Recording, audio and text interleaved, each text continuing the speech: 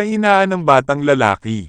Isang 10 taong gulang na batang lalaki ang nagpasyang mag-aral ng judo sa kabila ng katotohanang nawala ang kanyang kaliwang braso sa isang malagim na aksidente sa sasakyan. Nagsimula ang batang lalaki ng mga aralin sa isang matandang Japanese judo master. Mahusay ang ginagawa ng batang lalaki, kaya hindi niya maintindihan kung bakit, pagkatapos ng 3 buwan ng pagsasanay, isang galaw lamang ang itinuro sa kanya ng master.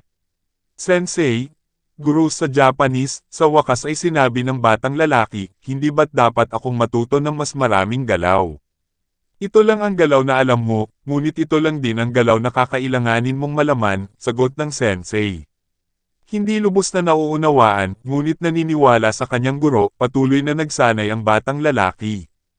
Ilang buwan ang lumipas, dinala ng sensei ang batang lalaki sa kanyang unang torneo. Nagulat sa kanyang sarili, madaling nanalo ang batang lalaki sa kanyang unang 2 laban.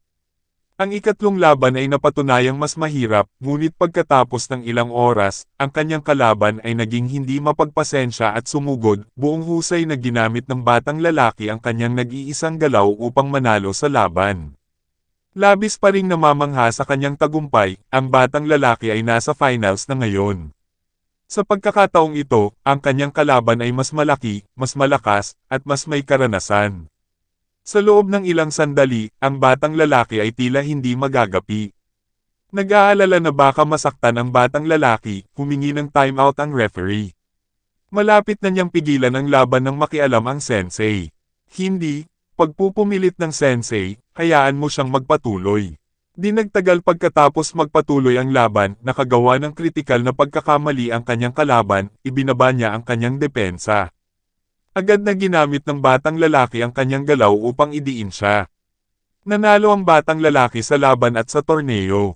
Siya ang kampyon. Pauwi, nirerepaso ng batang lalaki at ng sensei ang bawat galaw sa bawat laban.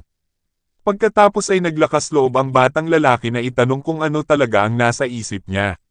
Sensei, paano ako nanalo sa torneo sa pamamagitan lamang ng isang galaw? Nanalo ka sa 2 dahilan, sagot ng sensei. Una, halos na pagkadalubhasaan mo na ang isa sa pinakamahirap na paghagis sa lahat ng judo. At pangalawa, ang tanging kilalang depensa para sa galaw na iyon ay ang hawakan ng iyong kalaban ng iyong kaliwang braso. Ang pinakamalaking kahinaan ng batang lalaki ay naging kanyang pinakamalaking kalakasan. Aral, minsan nararamdaman natin na mayroon tayong ilang kahinaan at sinisisi natin ang Diyos, ang mga pangyayari, o